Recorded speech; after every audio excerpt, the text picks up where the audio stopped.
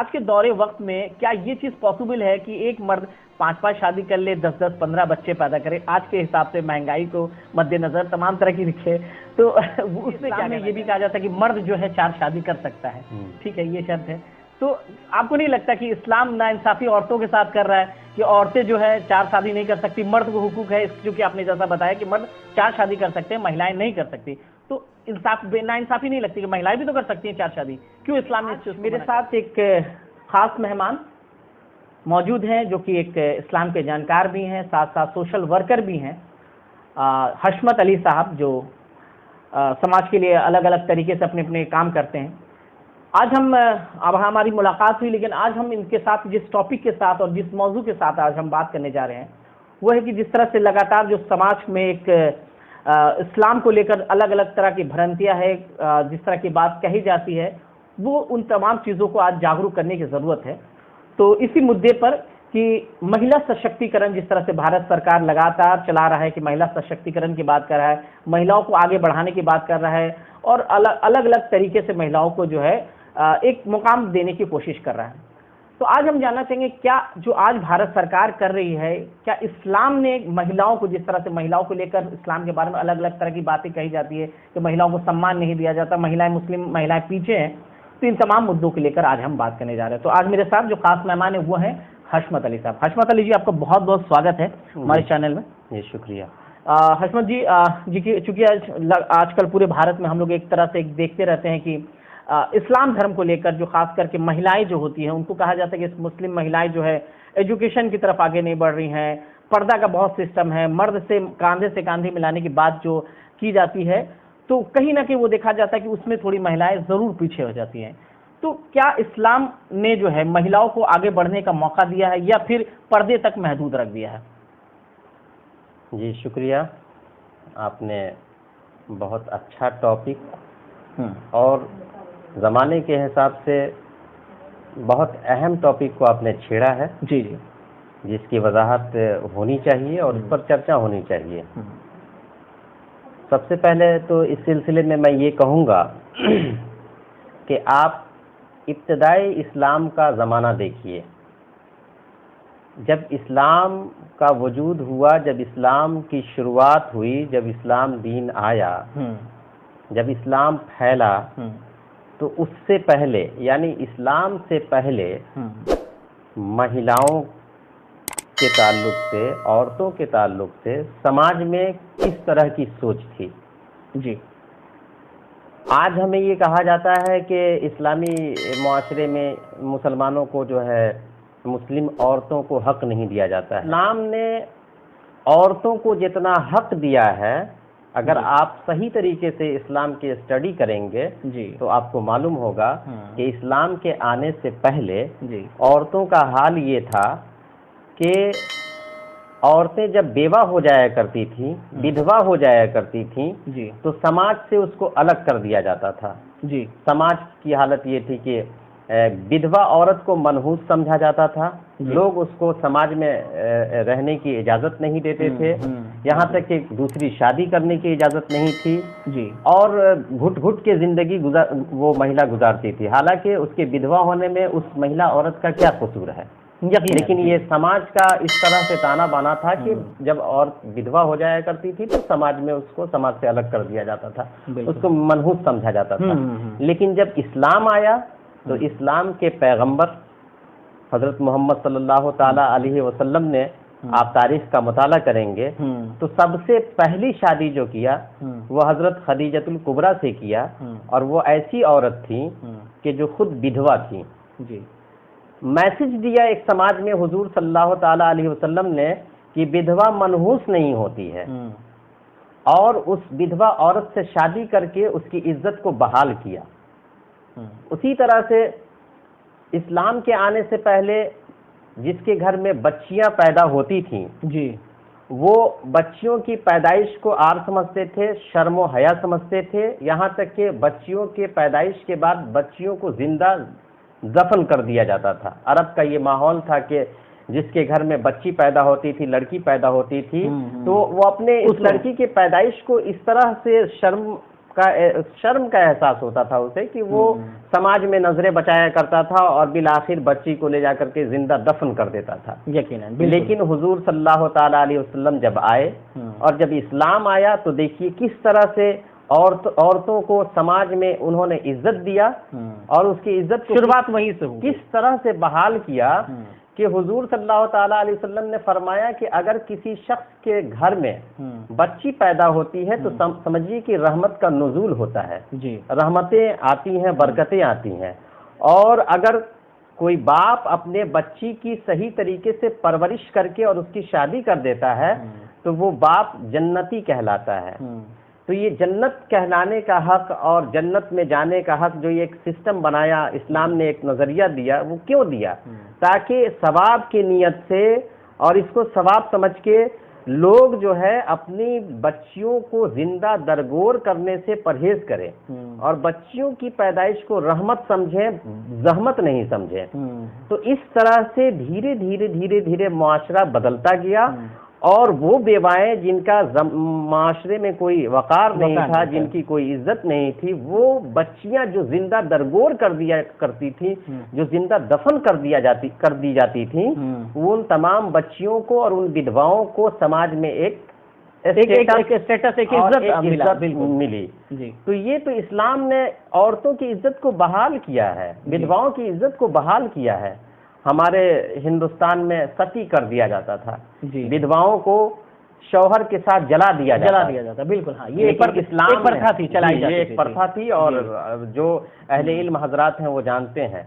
लेकिन इस्लाम जब आया तो विधवाओं को इज्जत दिया इस्लाम ने और लड़कियों को इस तरह से इज्जत दिया कि बनाया कानून पेश किया गया कि अगर कोई शख्स अपने बच्ची को पढ़ा लिखा करके और उसकी परवरिश करके अच्छी तरह से और वो शादी कर देता है तो वो जन्नती है, वो बाप जन्नती है। बिल्कुल, इस तरह से बच्चियों की इज्जत बहाल हुई।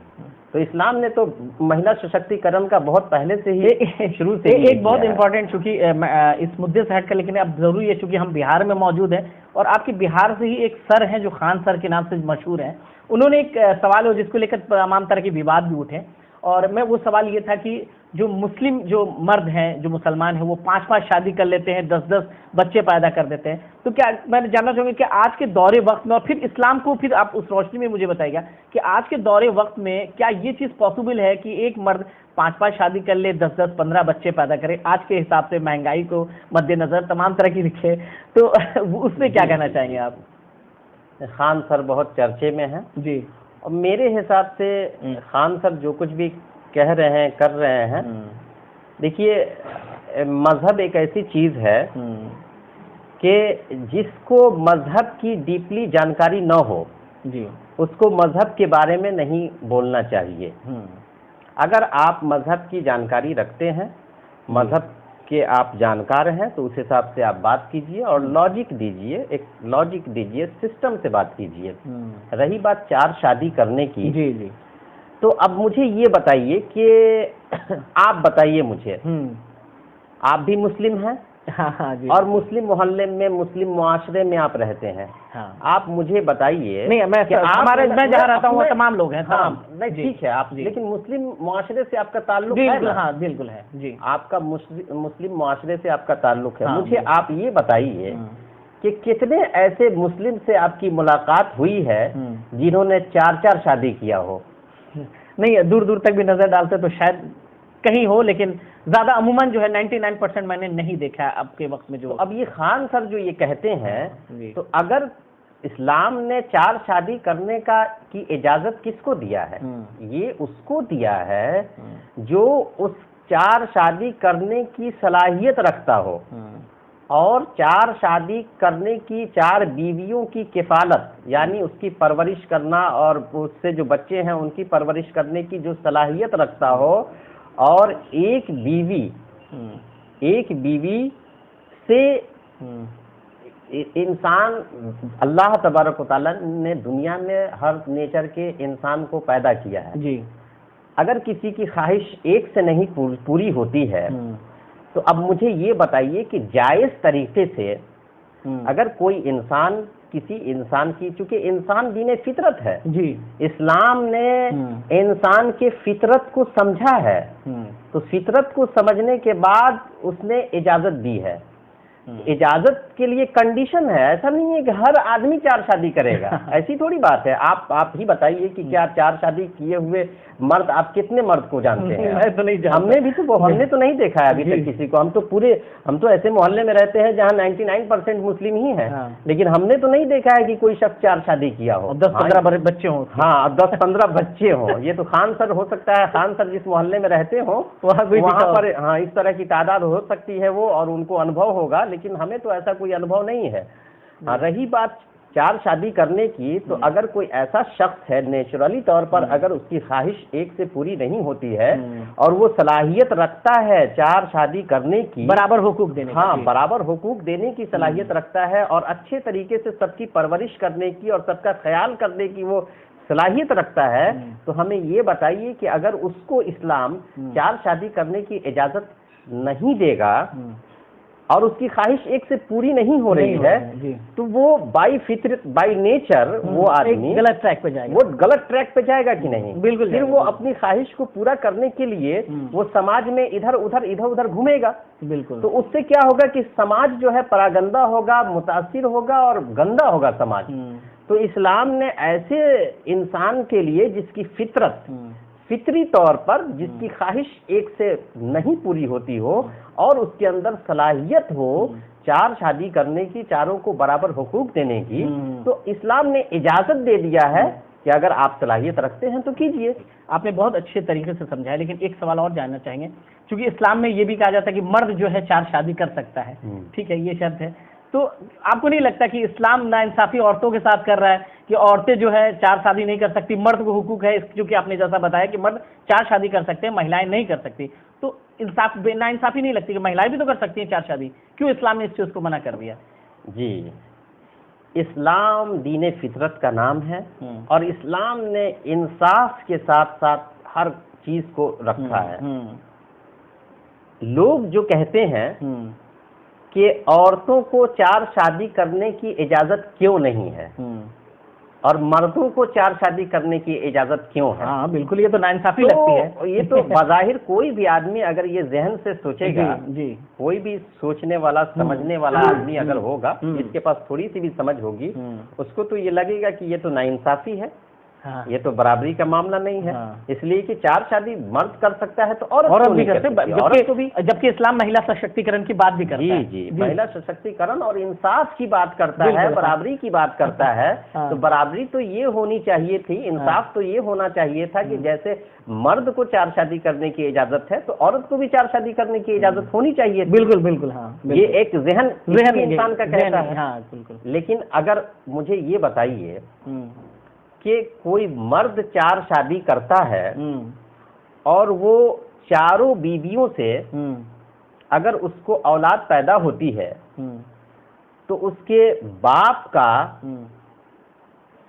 सबूत तो क्लियर रहेगा। जी बिल्कुल, हाँ, कि चारों बाप का निर्धारण उसके फादर का, उसके पिता का निर्धारण कि ये किसका बेटा है, जी, इसका बाप कौन है, अब्दुल का बेटा है या गफूर का बेटा है, क्लियर हो जाएगा। जी बिल्कुल। लेकिन अगर कोई औरत उसकी वो अगर 4 शादी करे मर्द से, जी हाँ, 4 मर्द से वो शादी करे और वो औरत प्रेग्नेंट होती है और उससे बच्चा पैदा होता है, तवल्लुद होता है, डिलीवरी होती है, तो मुझे ये बताइए कि उस 4 बाप में से असल बाप कौन है, इसका निर्धारण कैसे होगा?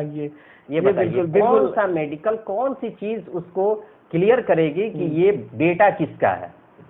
तो ये एक बहुत बड़े फसाद की वजह होगी कि नहीं? अगर बेटा अच्छा होगा तो हर बाप ये कहेगा कि मेरा है, और अगर बेटा खराब होगा तो सब लोग उसको अपाहिज निकल गया, कोई फिजिकली कुछ अगर डैमेज है, डिसेबल निकला, डिसेबल निकला, तो सब कहेगा कि मेरा नहीं है। तो उसके बाप का निर्धारण कैसे होगा? तो एक बहुत बड़ा फसाद वाक़ई होगा, उसके बच्चे के जिंदगी का बहुत बड़ा असर। और वो बच्चा जब पैदा होगा तो उसके बाद उसके बाप का जब निर्धारण नहीं हो पाएगा तो फिर प्रॉपर्टी का निर्धारण नहीं हो पाएगा, फिर उसकी किफालत का निर्धारण नहीं हो पाएगा, फिर उसकी परवरिश कौन करेगा, उसका जिम्मेदार कौन होगा, उसका रिस्पॉन्सिबल कौन होगा, ये कौन करेगा। तो इसलिए इस्लाम ने औरतों को 4 शादी करने का हुक्म नहीं दिया है, इजाजत नहीं, हुक्म नहीं, इजाजत नहीं दी है। और एक चलते चलते एक आखिरी सवाल जो होगा कि बहुत इंपॉर्टेंट है, जैसे कि आपने तमाम सवालों का हम बखूबी तरीके से दिया, मुझे लगता है कि हमारे जो दर्शक देख रहे हैं उन तमाम लोगों को समझ में आएगा, जो भ्रांतियां इस्लाम को लेकर वो तमाम चीज़ें क्लियर हो जाएगी। एक आखिरी सवाल अशमत जी कि चूंकि आज का दौर जो है हर आदमी एक बढ़कर अपने अपने एक मुकाम पैदा कर रहा है, अलग अलग तरीके से जो है, चाहे महिलाएं हों मर्द हों, हर लोग आगे बढ़ रहे हैं समाज में। लेकिन ये देखा जाता है, ज़्यादातर ये देखा है कि इस बात से आप भी इत्तेफाक रखते होंगे, जो महिला है, मुस्लिम महिलाएं हैं, जो बच्चियां हैं, उनको एजुकेशन लेकर ज़्यादा, जो उनके गार्जियन हैं वो ज़्यादा नहीं रहते कि हाई स्कूल और ये फिर इतना पढ़ा के मतलब घर का खर्च काम करना है, इसीलिए एजुकेशन को लेकर ज़्यादा नहीं बढ़ावा देते हैं। तो आप इसके पीछे कमी किसकी समझते हैं, आगे इसको कैसे बढ़ाया जाए? जी, बहुत अच्छा सवाल आपने किया है और बहुत इम्पोर्टेंट सवाल है जी। और रही बात मुस्लिम महिलाओं के शिक्षा और तालीम की, तो कमी है, इससे हम इनकार नहीं कर सकते हैं कि नहीं कमी नहीं है, ये कमी है, लेकिन इसकी बहुत सी वजह है। इसकी वजह इस्लाम नहीं है। इस्लाम तो तालीम को इतनी अहमियत देता है, इस्लाम तालीम को इतनी अहमियत देता है कि कुरान की जो सबसे पहली आयत नाजिल हुई है, तो वो क्या आई है, इकरा, पढ़िए। बिल्कुल, हाँ, इकरा, यानी तालीम को प्रमोट करने के लिए जो है सबसे पहली तालीम, पहले कुरान का पहला जो हर्फ है वो इकरा है। जब आसमान से कुरान नाजिल हुआ तो सबसे पहला सेंटेंस जो जमीन पर आया, हुजूर सल्लल्लाहु ताला अलैहि वसल्लम के जरिए हम तक पहुंचा, तो वो क्या था, तालीम को प्रमोट करने के लिए, यकीनन, इकरा बिस्म रब्बिकल लज़ी, यानी पढ़िए। तो तालीम का इम्पोर्टेंस, तालीम की अहमियत का अंदाजा आप इससे लगा सकते हैं। दूसरी चीज कि हदीसों में हुजूर सल्लल्लाहु ताला अलैहि वसल्लम ने कई जगह पर बयान किया कि हदीस का टुकड़ा सब कि उतलुबिल इल्मा वलौ काना बिस्सीन, इल्म हासिल करो अगरचे चीन भी तुमको जाना पड़े। अरब की सरजमीन से चीन बहुत दूर हुआ करता था। जी जी।